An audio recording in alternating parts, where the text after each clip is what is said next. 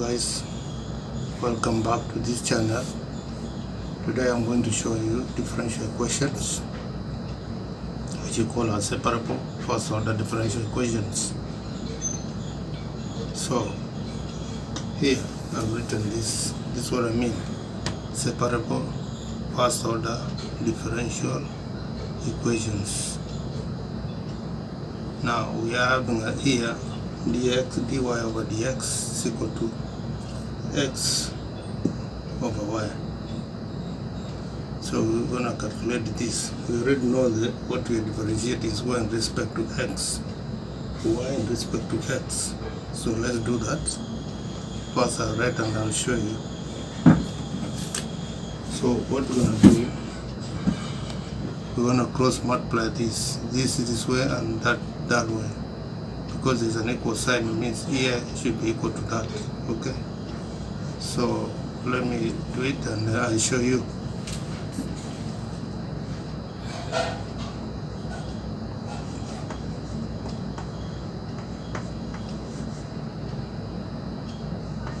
So here I've multiplied this y, I've gotten y dx dy and x dx by cross multiplication. Let me show you what I did. So I cross multiply this. I multiplied dy and y, and I multiplied dx and x to get these values which I've shown you here. So let's move further. So what we are doing, actually we are integrating first order differential equations. We are integrating this thing. So what do we do next? Let me write the integral sign. I'll show you this also. This sign means you are integrating these values. Okay, so let's go on. What happens is that y, which is this value, it has no power, so we assume there's 1 there always. When there is nothing, we assume there's 1, so you add 1, it will be y squared. So it will be y squared, and whatever value you get, you're going to divide by that value. So I've written y squared divided by 2, which is the value we got. Now this value is equals to, we do the same thing the other side, and then what that means, we're gonna have x squared divided by 2.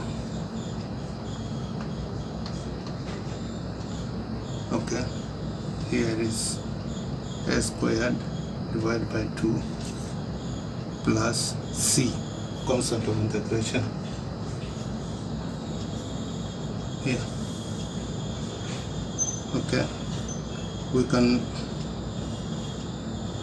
maybe trying to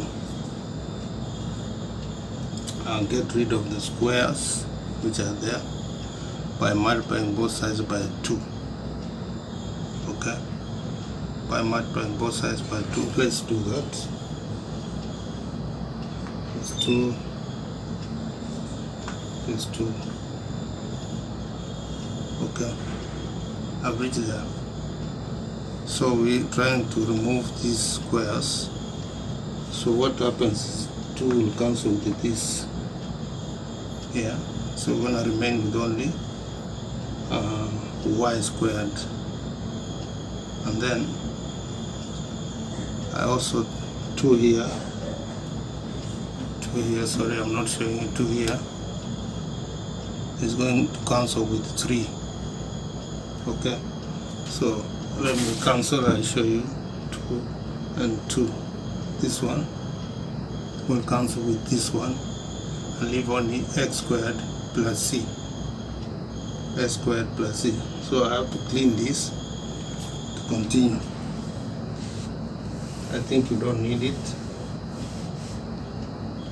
So we've gotten so far y squared is equals to x squared plus c. Now we reached here. Okay, just follow along. Now we have reached here.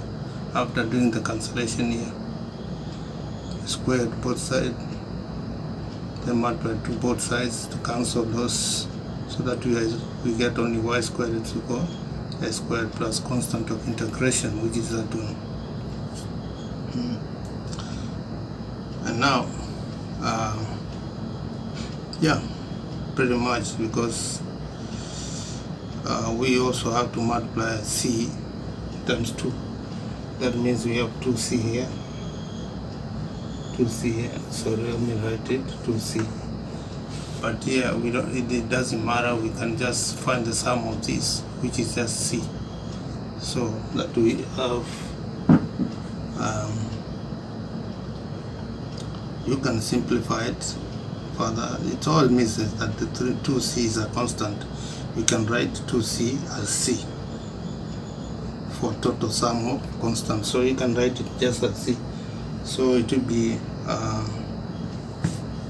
I maybe have to clean this also. Just one, hold on a minute. Sorry, I'm almost talking to myself. Is equals to x squared plus c, which I've written down there, because this just means the total sum of constant, so it can be c. So it will be x squared plus c, y squared is equal. So now we find the square root of this. The square root of this, square root of that. You see this radical symbol? We're gonna find the square root. Yeah, guys. So I'm gonna go down, and now y. Now we just have only y, because we have done the square root of it. I'll show you in a minute. So we only have y is equals to the square root of x squared plus c. I want to show you that this thing, square root. Now we're gonna, as you see, now we have to find the square root of y here. We just have y alone here. So y is equal to the square root. This means we are finding the square root of x squared plus c. X squared plus c. Right? Yeah. That is a general solution. It's called a general solution to this problem. That's the solution. This one is a solution. This one. It's called a general solution. Now you can also find a specific solution. Right? So to find a specific solution, when the initial condition is given, like for example, if y is given a value like y, the problem, my friends, is that the body is small. I have to keep wrapping, and then already I've done this maths here. Just let me try and see whether it will be possible to do that, because I've cleaned already. But we've gotten the solution, which is this one. Y is equal to the square root of x squared plus c as the general solution. Now let me try to see whether we can find a specific, and I'll show you in a minute. If the initial condition is given, like for example, if it's 2, so what will y be equal? I'm going to show you. It will be equal to the square root, right? Square root of, in this case, x squared plus c. X squared plus c. So from here, yeah, guys, I have to be careful what I'm showing you, so not to confuse you. So I'll have to have 2 here, which is the initial condition given, and then if we square it, I'm going to show you, is equals to, and we square the other one also, which is the square root of x squared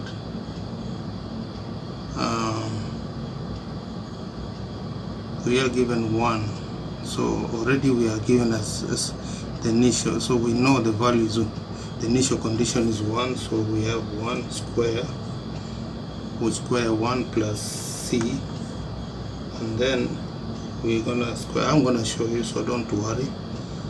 I'm just trying to do it fast, and then I'll show you. Okay, so far I've come to this limit. I came here, so we got that general solution. Now we want to find specific solution when the initial condition is given, that is 1 is equal to 2. Alright, this is just means a y function is equal to 2. That's the initial condition. So y, we already know that y is equal to this as a general solution. So what we do is that we are trying to get rid of,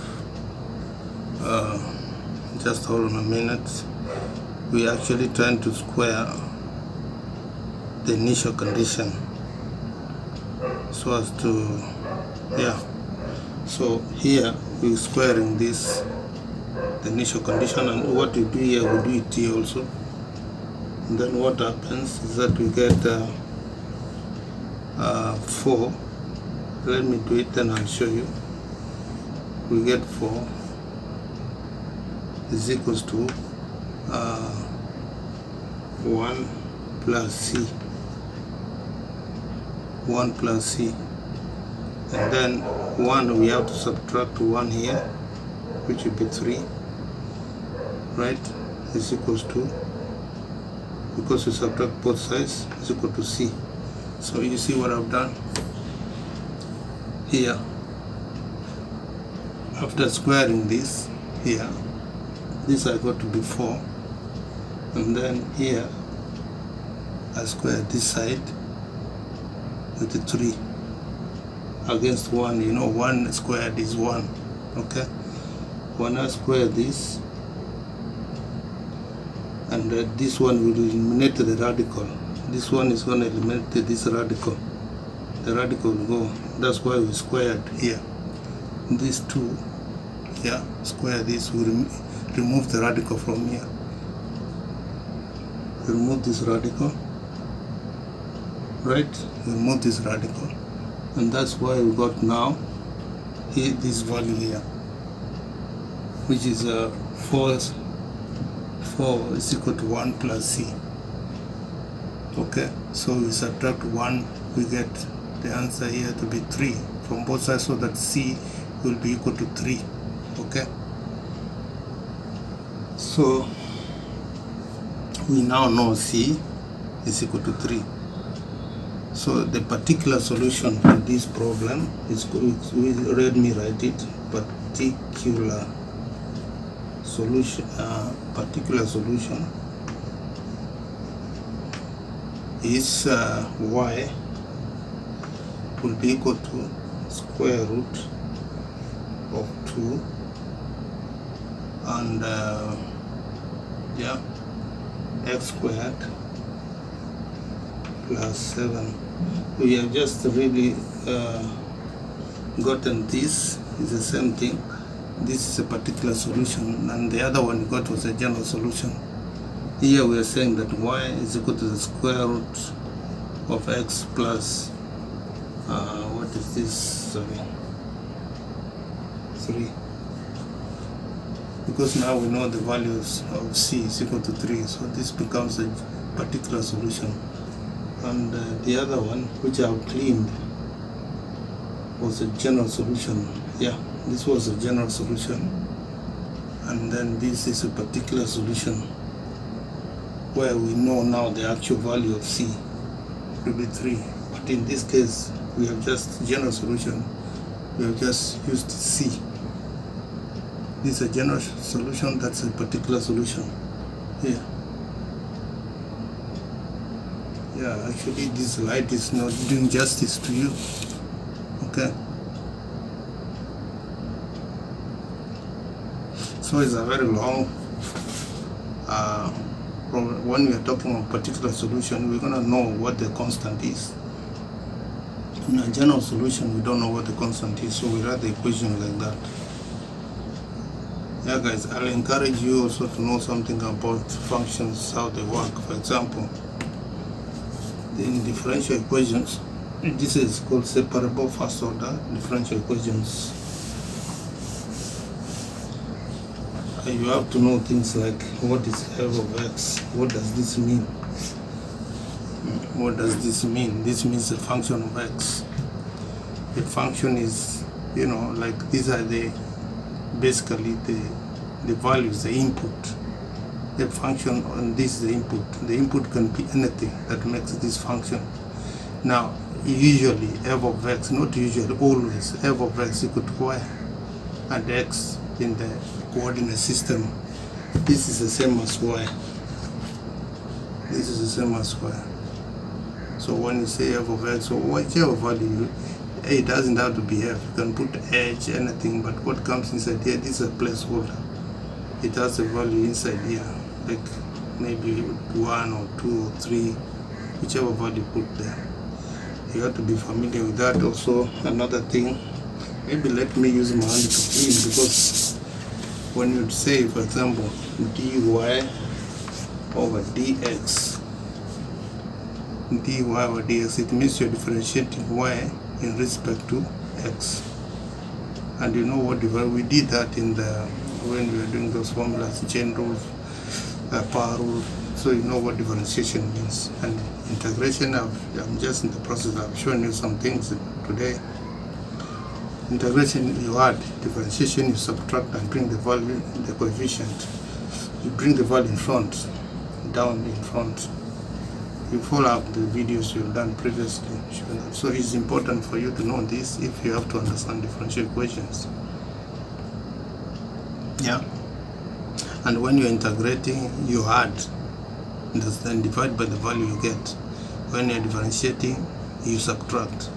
There's no adding. There's no dividing. So, okay, guys. Thanks for watching our first video on separable first order differential equations. And if you don't understand, ask the comment write in the comment section below. I'll repeat this. Okay, but good. Thank you for watching. Please like, share, subscribe, and comment. Bye.